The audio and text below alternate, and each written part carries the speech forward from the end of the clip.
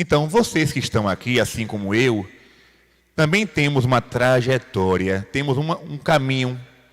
Por exemplo, eu vou fazer uma exemplificação. Você está aqui agora na comunidade Servo de Maria. Ponto. E talvez você diga assim: não, padre, eu estou aqui porque um dia eu vim no retiro, recebi o chamado e aqui fiquei. A minha história como consagrado da comunidade começa no dia do chamado. Não! O chamado foi a coroação da trajetória. Para você estar aqui hoje, você passou por toda aquela sua caminhada. Você teve que nascer naquela família, você teve que morar naquela casa, você teve que estudar naquele colégio, você teve que fazer aquelas amizades, até chegar aqui. Por isso é importante fazer esse caminho. Quando você for rezar, estiver lá diante do Santíssimo, sozinho, na capela, sozinha, pegue um caderno, uma folha de papel e uma caneta e comece a fazer a sua história de vida. Não precisa escrever um diário, não.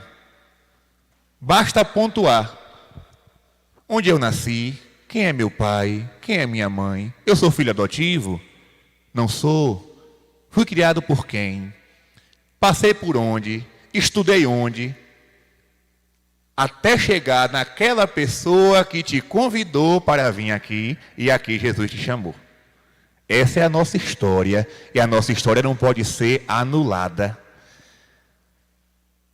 Tem gente que, não, padre, aconteceu aquele fato na minha vida que eu prefiro esquecer. Foi tão doloroso, foi tão ruim, foi tão difícil que eu já apaguei da minha história. Você não apagou, não. Foi necessário.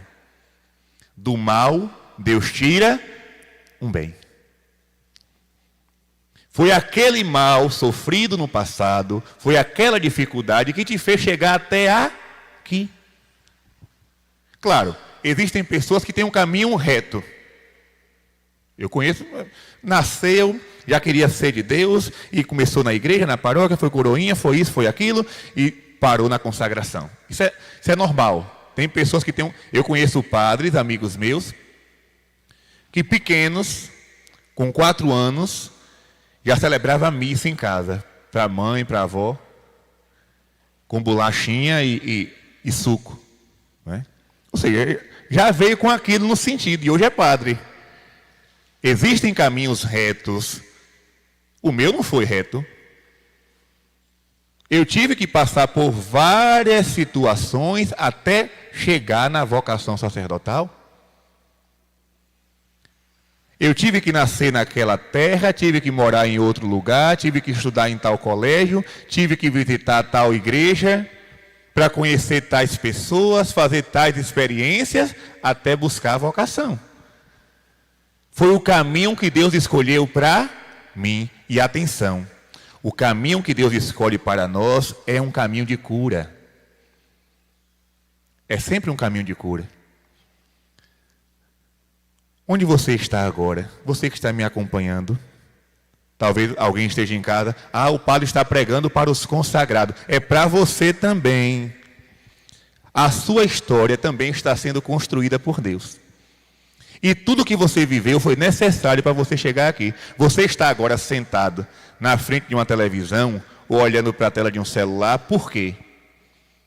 Se você podia estar em outro lugar fazendo outra coisa, por que você parou para escutar Padre Gabriel falar?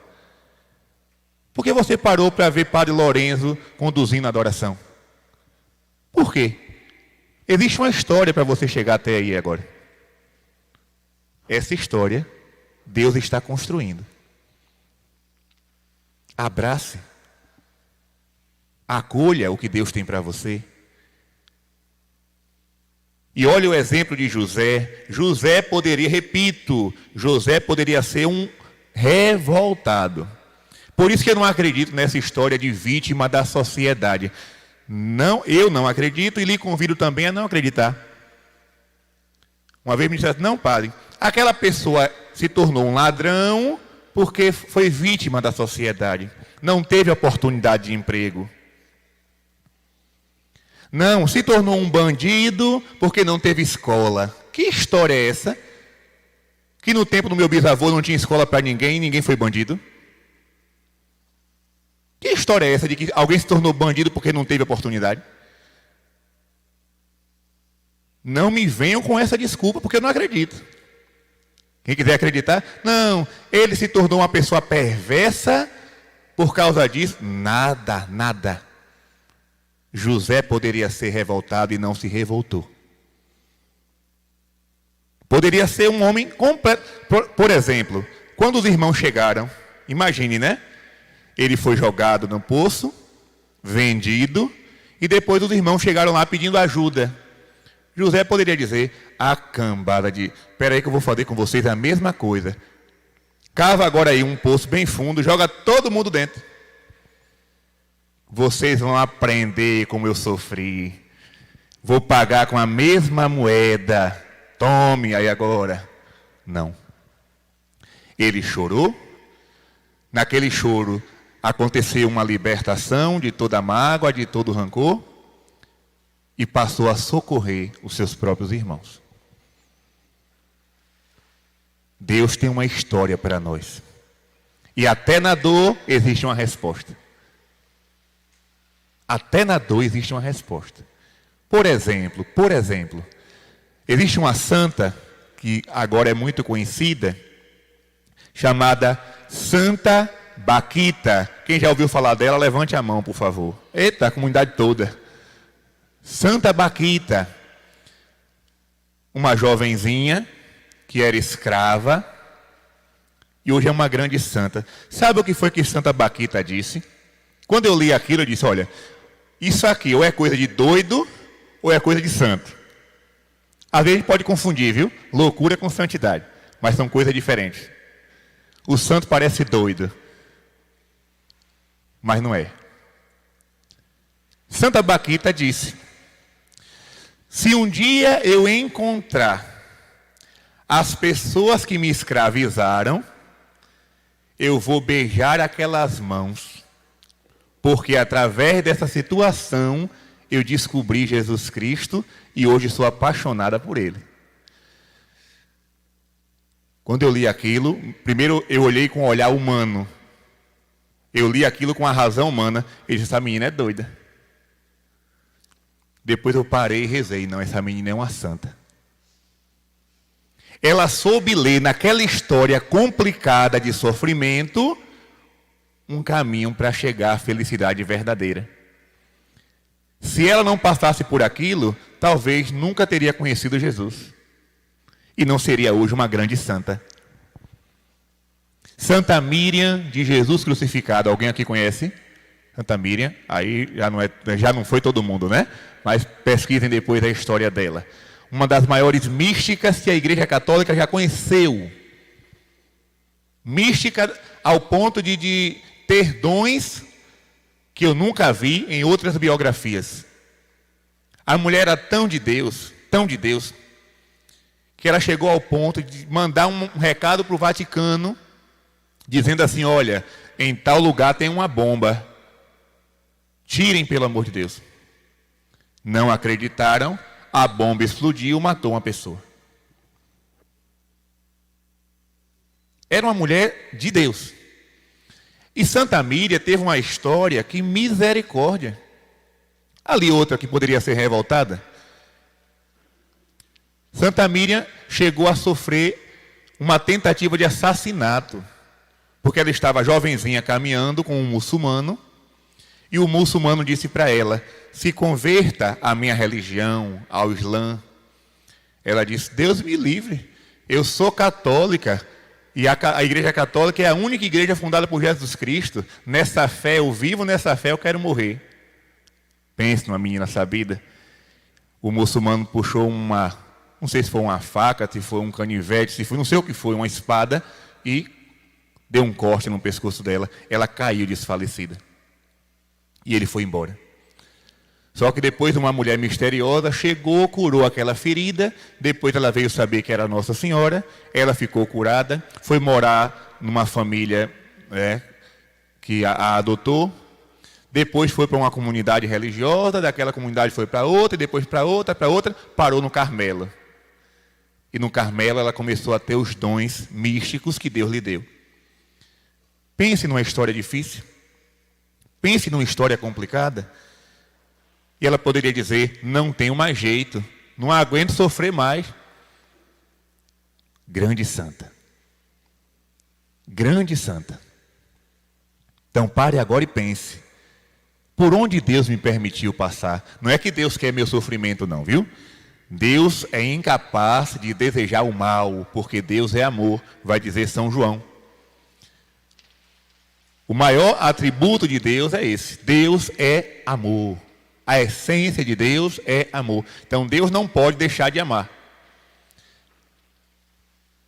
Então Ele não quer o meu mal. Porém, se o mal acontece na minha vida, deste mal, Deus tira um bem. Eu posso fazer aqui, né, uma viagem no tempo e ver quantas situações que eu vivi no passado, para hoje eu estar aqui na Paraíba pregando o retiro. Foi um caminho. Um caminho que Deus trilhou. E eu fui passando na liberdade. Repito, você não é obrigado, viu? Esse é que é o curioso. Deus quer construir um caminho para mim, mas eu posso dizer não para Deus. A melhor liberdade é a obediência ao Senhor. A melhor liberdade. Não, eu quero ser livre, padre. Eu nasci para ser livre, eu quero ser livre. Não existe liberdade fora da obediência a Deus. Fora da obediência a Deus, só existe escravidão. Observe. Toda vez que nós desobedecemos a Deus, nós caímos na escravidão. De um vício, de um pecado, de uma falha. Pode ter certeza. Desobedeceu a Deus, se torna escravo de algum mal. Então essa é a verdadeira liberdade. Deus quer construir para mim uma história. Por exemplo, eu tinha direito de dizer não quero ser padre. E como tive esse direito? 7 anos no seminário em discernimento. Eu tive total liberdade para chegar ao reitor, aos meus formadores e dizer, não quero ser sacerdote. Quero voltar para a minha terra, quero fazer uma outra faculdade, quero fazer isso, isso e isso, acabou. Eu vivi minha vida. Agora eu digo para vocês uma coisa, eu poderia até ser feliz, mas não da forma que eu sou. Porque quando eu escolho seguir o caminho de Deus, a minha felicidade é completa. E fora do caminho de Deus, pode até chegar a 90%, nunca vai chegar a 100%. Porque Deus sabe o que é melhor para mim. Por mais que eu sofra. Por mais que eu passe por experiências difíceis, se eu faço a vontade de Deus, Deus sabe o que é melhor para mim. Como Nossa Senhora, sempre sim. Eis aqui a serva do Senhor, faça-se em mim segundo a vossa palavra. Interessante, né? Na boca de Nossa Senhora estava a mesma palavra de Deus. Interessante isso. No início da criação do mundo, Deus disse, faça-se a luz, e a luz se fez. Faça-se. Faça-se. Nossa Senhora diz a mesma coisa. Faça-se em mim segundo a tua vontade. E o Verbo se fez carne e habitou entre nós. Foi difícil o caminho de Nossa Senhora. E como? Viajar para o Egito, sofrer aquela profecia de Simeão, uma espada de dor vai atravessar a tua alma, ver o filho preso, ver o filho julgado, ver o filho açoitado, morrendo na cruz. Que caminho, não é? Que caminho Nosso Senhor traçou para Maria? 7 dores ela teve que viver. Quem é Maria hoje? Rainha do céu e da terra. Quem é Nossa Senhora hoje? Simplesmente pelo fato de dizer, faça-se, Senhor, a tua vontade. Faça-se, Senhor. Abraão, sai da tua terra e vai. Vou para onde? Não sei, vá. Vá. Vá confiando. Vá acreditando. Noé, constrói uma arca, Noé, bem grande, para que construa. Mas vai acontecer o quê? Construa. Eu vou construir como? Comece. É assim. Deus faz assim com a gente. Manda a gente fazer e às vezes esconde o projeto. A história de mãezinha, né? Você terá uma missão de cuidar dos doentes. Aí ela pensa que é para sair de hospital em hospital, de enfermaria em enfermaria. Olha aqui, quantos doentes, quantos enfermos precisando de um norte, de uma direção, de um caminho. Deus mostra o caminho e vai revelando a sua vontade aos poucos. Aos poucos. É preciso crer no que Deus quer para mim. É preciso crer. Vá. Mas, padre, eu tenho medo. Vá com medo assim mesmo. Santa Edith Stein vai dizer, né? Coragem é ir com medo. Já pensou? Ter coragem é ir com medo. Não fique esperando criar a coragem. Não vá. Isso aí já é uma coragem. Comece a fazer.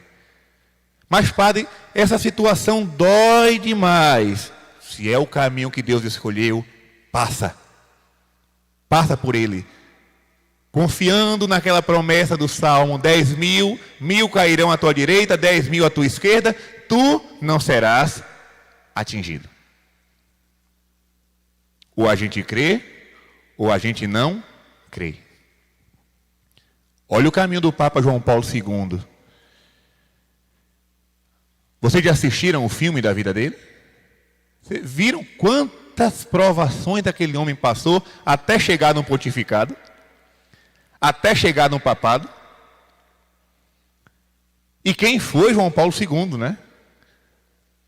Papa dos últimos tempos. O Papa de um tempo todo dedicado a Nossa Senhora. Totus tuus. Um Papa tão necessário para os tempos em que vivemos. Olha como Deus foi levando o Papa João. São João Maria Vianney, misericórdia. Foi formado às escondidas. O seminário de São João Maria Vianney foi clandestino. Não foi uma coisa oficial, foi clandestino. Quem foi São João Maria Vianney? Um dos maiores sacerdotes que a França já conheceu. Ao ponto do demônio dizer no exorcismo: se tivesse 3 padres como você na França, toda a França se converteria.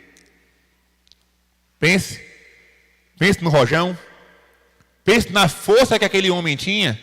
Um padre velho, de uma vila esquecida, abandonada, passou por um caminho tortuoso, mas chegou onde Deus queria que ele chegasse.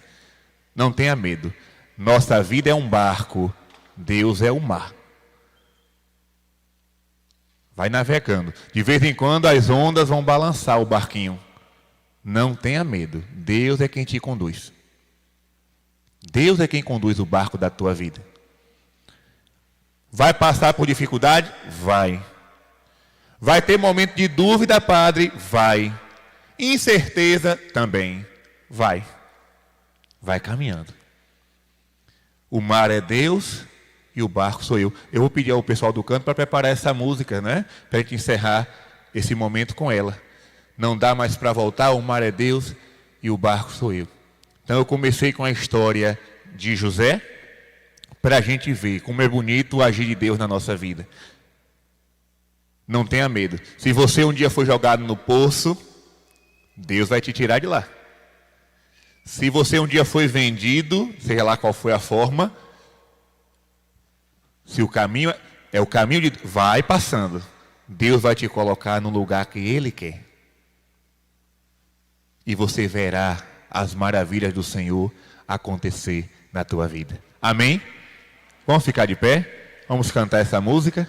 O mar é Deus e o barco sou eu. E assim a gente vai rezando. Meio-dia, não é? À tarde tem mais. Hoje foi o caminho, a trajetória da vida. Repito, faça essa trajetória. Rezando, com o papel e a caneta na mão.